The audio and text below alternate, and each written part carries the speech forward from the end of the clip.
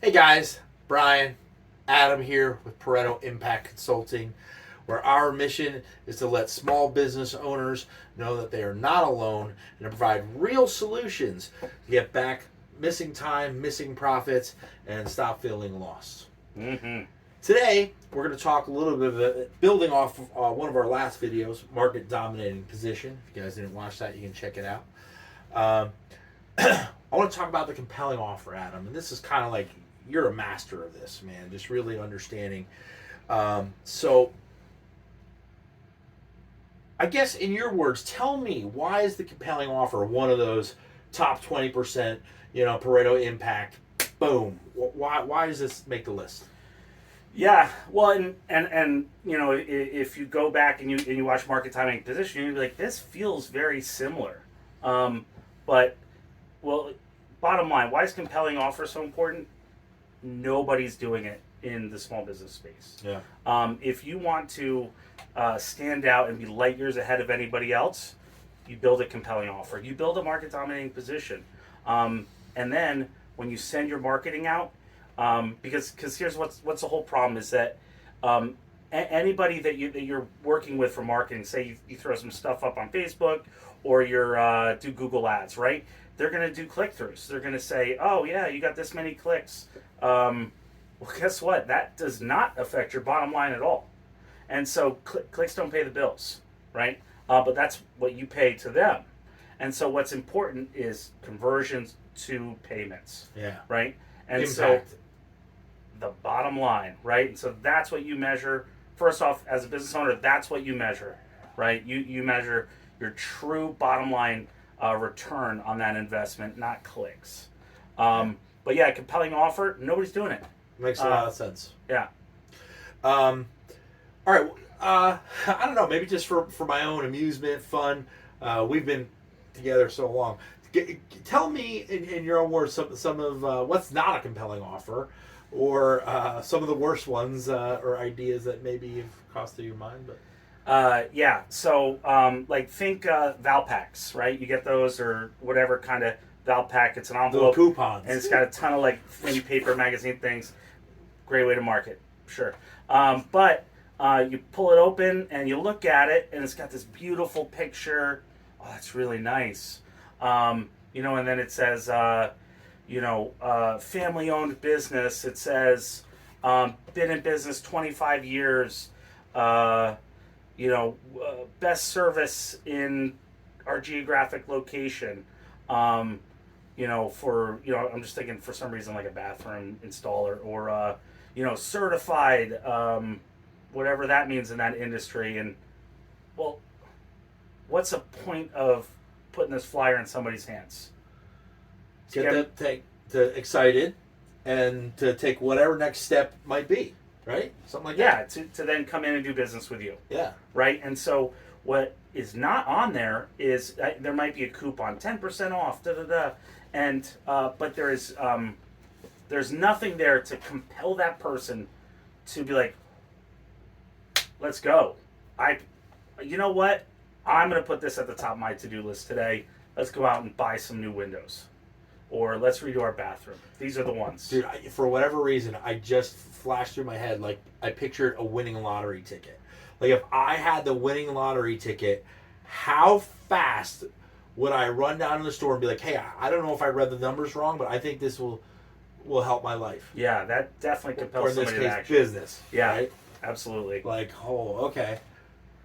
That's really good. That's a really good example because, your next question, anybody's next question should be, well, what is a compelling offer, right? Yeah. And so, what is a compelling offer? It's something that has value. I mean, a winning lottery ticket obviously has intrinsic value, right? But how do you create value, urgency, as well, or even scarcity, right? So think, there's a reason why, as seen on TV, says, well, great news. Today we're going to offer you, instead of $49.99, we're going to offer it to you in two payments of $19.99. That is a 25% savings where you can, and not only that, we're going to add in two of these little tchotchke things for you as well. So you saw value add, you saw bundling of a price, and urgency in there, right? Why are they doing that? Why do these As Seen on TVs have been around for 30 years? Because they work. Because people pick up the phone during that 30-second commercial and buy it. Huge industry, As Seen on TV. So obviously, like your voice, you don't want your voice to sound like that, but there are things that you can do to do that as well. And so when I look at, so here's how you measure what a compelling offer is or isn't, right? You look at it and you say, if somebody could say, well, I hope so. Like, I hope you do that. I hope you think you're the best. I hope you warranty your work. I love that. I like, hope so. Yeah, come on, I hope so. We show up on time. I hope so. Gosh darn, that's like, because what is that? That's like the minimum requirement. We paint your house. Yeah. I hope so. That's what I hired you to do. Yeah. And it's like, dude, that's C work. That's C minus. That gets you the degree. Yeah, I love that. You're not the best. Like, so if you think I hope so, it's probably not a compelling offer. The I hope so test. And then, what do you want when they see it and they read this compelling offer, this marketing that is directed towards them and to address their needs, not talk about who you are, but who they are and what they want accomplished. That is when the person looking at it, reading it, says, man, I'd have to be an idiot not to go with them. Man, that's the only choice. Like, and then it sparks that urgency. So even if they're not a buy now, right now, pick up the phone. But you know what? We are going to do a remodel. We are going to switch out our HVAC system. You know what? These are the guys. Let me put that on the fridge so that when I am ready. And so what are you doing? You're increasing your lead gen for the buy now people. But then you're also building up that 97% that aren't ready to buy now. 3%. Huge. If you guys don't know, about 3% of your target market and audience is ready to buy now. When you just blast out. Yeah. So that's a really good one to bring in, to keep in mind. So that means what you're doing on the 97% is from a long-term perspective. Not that you want to miss the 3, you don't. Is way more important. Yeah. If I'm going to cast a net out though, I want to get as much as I can. All right. So I love a lot of things you said. We got a good summary of understanding what it is. We've got our I should hope so test. That's really good.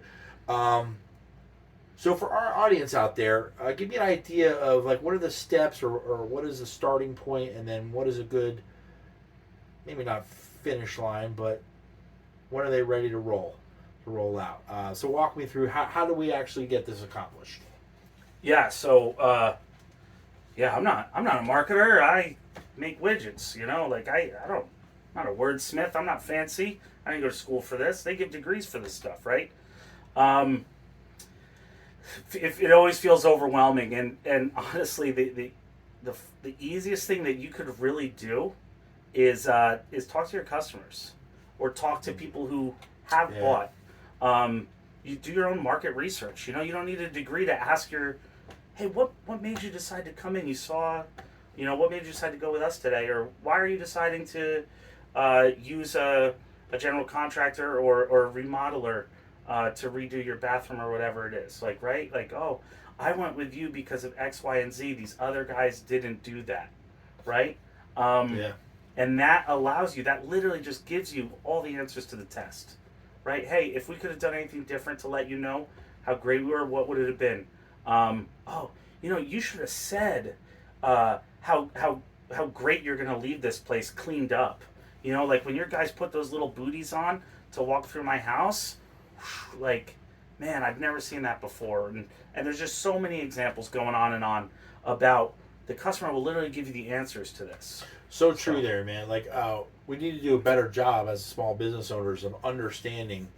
We touched on this in one of our previous, I can't remember which one, but you start with an idea of what the market needs, right?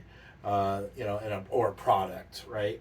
But the way you really kind of figure out whether you were right or not is you send it out and then listen to your customers. And it's an extension of that, just on the marketing side, right? What are your customers telling you? Are they telling you whether you picked right or picked wrong? Yeah. I mean, even the people who didn't go with you, you should do an exit interview for lost bid or lost business if that's available to you, because they'll literally tell you how to win their business next time. Yep. Love it. So- Love it. How to win their business next time. So bottom line savings, you know, Yeah. How does it hit our bottom line, man? yeah, I mean, you're going to see a much higher conversion. You know, most people will see anywhere. You know, if you're not really doing any kind of offer in your advertising now, you should see a 10% minimum 10% conversion from not clicks but to lead gen, to calling up to buying. And And that's on revenue, obviously, so it's a little harder to calculate bottom line. but what I like here is that this would actually hit because your message is stronger. You're going to see like this is one of those compounding moments, right? So like if you get a 10% better conversion because your message is stronger, if I'm understanding everything, Yeah. then once I figure out how to add more leads, it's going to follow that exponential trajectory. And then you figure out how to close more leads. Why? Because you're talking to your customer. Yeah. Beautiful. You're finding more leads because you're doing you're more compelling. There's just so many things that all just add up right there that create that, like you said, that exponential growth. Awesome, man. Thank you guys for tuning in. Check out our other videos, and we'll be back again to talk about some more great business advice. Yeah, it'd be great, guys. Take care.